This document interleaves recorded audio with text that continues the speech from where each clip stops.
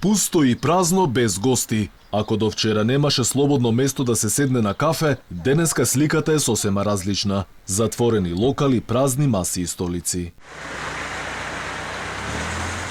Празни беа локалите секаде, во сите населби, во сите градови. Улица Македонија, која важи за една од најфреквентните, денеска остана полупразна. Така беше и во центарот на Скопје.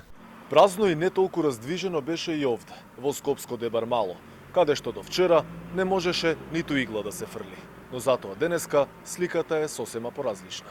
И додека власта ги затвора сите локали, голем дел од угостителите ги одјавуваат работниците, зашто немале никаква гаранција дали забраната за работа ќе важи само 2 недели или повеќе. Вела дека немаат ниту денар да исплаќаат плата во услови кога не работат, а ни владината помош од 5-тиот пакет за февруари се уште не им е исплатена.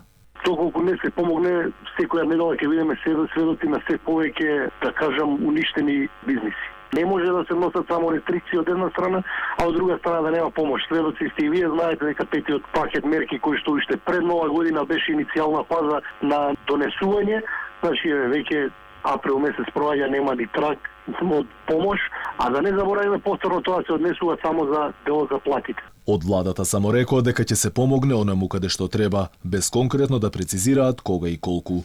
Во отсуство на владина помош, денеска дел од угостителите, посебно оние на градскиот кеј во Скопје, рестриктивните мерки ги искористија за реновирање на локалите.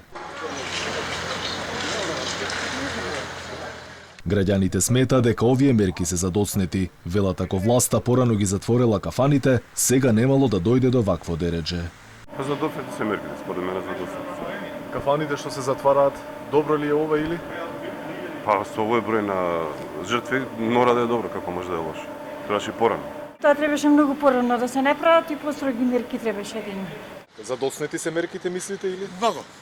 Многу. Требаше порано според вас? Пред месец дена. Строго затворено.